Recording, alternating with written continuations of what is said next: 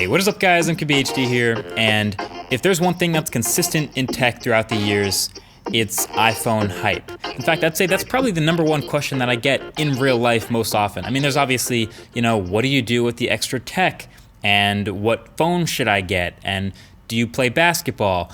But I'd say the number one thing people really want to know is, what do you know about the next iPhone? And there's been plenty of stuff floating around, and I've even prodded at it a little bit in past videos, but this is all everything in one place. This is everything we know or are hoping for as far as the next iPhone is concerned. So we have the iPhone 7 and 7 Plus in 2017 right now, and we expect the new iPhone announcement in the fall, probably be September again like usual. And this is actually the 10th anniversary iPhone announcement. So this is the 10th year of a new iPhone. So we're kind of expecting something a little bit special. Now, whether it's called iPhone 7S or iPhone 8 or iPhone 10 or 10th anniversary or iPhone X, there's plenty of rumors about what that may be. We're kind of expecting possibly one premium iPhone and then two normal new iPhones, but whatever that may be, we're kind of slotting this all into the bucket of new iPhone. So first of all, the design. And this is the thing that most people get the most excited about because it's the sort of most refreshing new change with the phone. And through a couple months of leaked parts and design speculation, the rumors we have so far are pretty consistent through all the mock-ups. It's a familiar back with a vertically oriented camera housing and a full screen edge-to-edge display on the front. Now on the back, that's cool, that's fine, pretty much still standard. I think we've all realized at this point that the actual phone when it comes out tends to look a lot better than the mock-ups. So the early mock-ups of the vertical camera looked a little bit odd in the way it was oriented, but now it just seems like that's probably the way it'll go, so that's fine. But the rumors about the display on the front are of course much more exciting and interesting.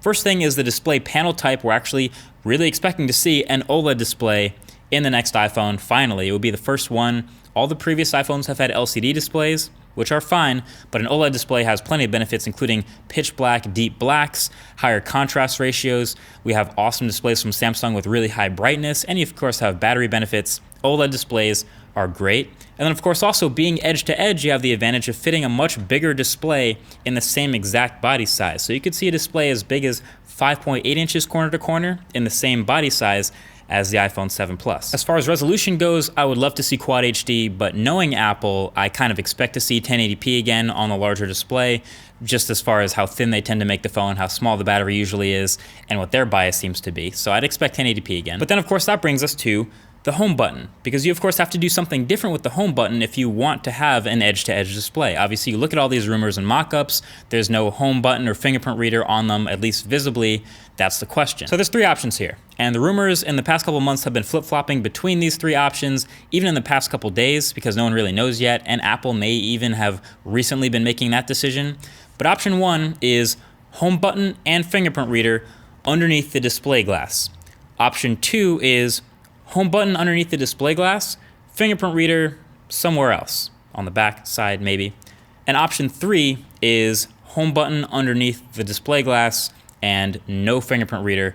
We'll talk about all these. And I would also say that these are in the order of what I think Apple would prefer to do, but not necessarily the likelihood of them happening. So option number one of the home button and fingerprint reader underneath the display glass would be awesome. That would be a seamless transition from the familiar iPhone design, 10 years of predictable iPhone designs, to something new and modern that doesn't lose any functionality. That would be great. But the technology to make this happen, specifically the fingerprint reader behind the display glass, is something that's brand new and just getting demoed and showed at this point right now. And knowing Apple, Apple tends to sort of lay back a little bit and let brand new technologies get tested and see how the market responds and then implement things, hopefully better than they have been.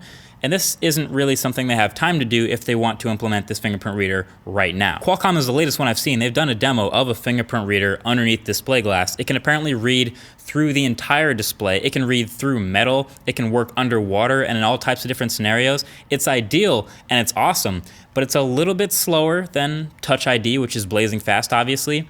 And it doesn't have the highest success rate, and also it's not mass produced in millions of phones right now. It's still a demo. So it would be awesome. It's what I want to see happen. It's the ideal scenario, but I have my doubts about it happening. So option two is home button underneath the display, fingerprint reader elsewhere. You might have recalled seeing this on a different phone this year, the Galaxy S8. So Samsung got to put the full edge-to-edge display in the Galaxy S8, and it looks awesome, and I've raved about that in the review. And they also put the pressure-sensitive home button underneath the glass on the front.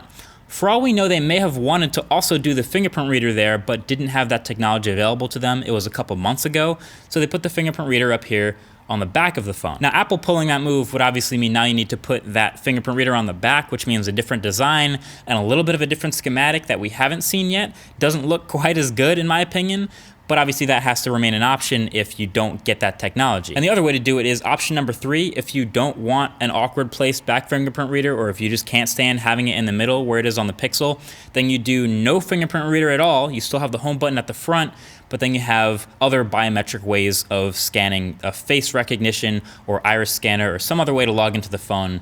Would kind of suck though, because Touch ID is already a big part of iOS. So those are the 3 main options for the fingerprint reader home button combo.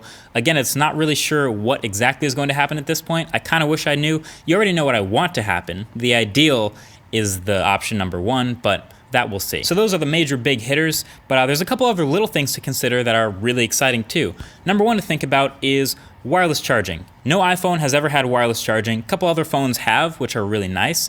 And there's been some code found in iOS 11 that's buried some new sounds. You're obviously familiar with the sound of when you plug in an iPhone to charge. That's one sound.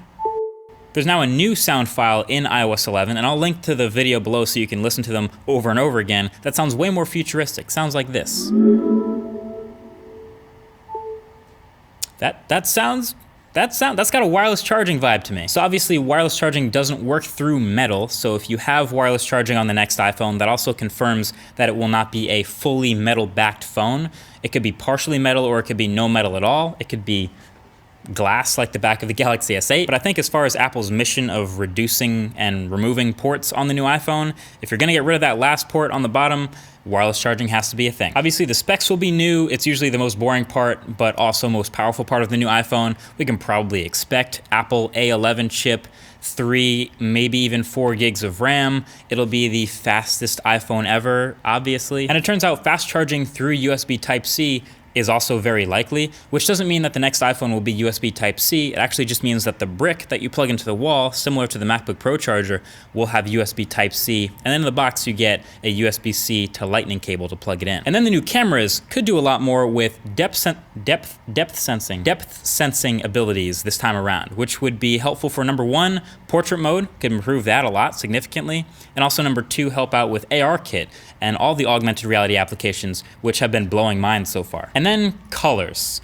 There was so much hype, and actually surprisingly a lot of people buying the red iPhone, not just because it was product red and awesome, but the fact that it's a new color iPhone. We've never had a red iPhone. And actually from one of the shots in my video about this phone, someone made a mock-up of about 6, 7 more colors of the iPhone that all looked awesome. I think it would be awesome for a 10th anniversary edition to pass the torch from the iPod to the iPhone and offer a bunch of colors, and that would be really sweet. That I don't actually expect that to happen at all. That's like the lowest thing on my list, but it would be pretty sweet. So that's pretty much it for right now. A lot of the rumors you're gonna be seeing over the next couple weeks and months until that September announcement date are just gonna be flip-flopping back and forth on a lot of the things we talked about, especially if Apple can put the fingerprint reader under the glass or not. But let me know what you're most excited for. That's specifically what I want to see, that new design. But feel free to share this video with anyone who wants all the new iPhone information in one place before it comes out. As of course, you can expect a video on the phone when it gets released right here on the channel, so subscribe for that. But that's pretty much it. Thanks for watching. Talk to you guys in the next one. Peace.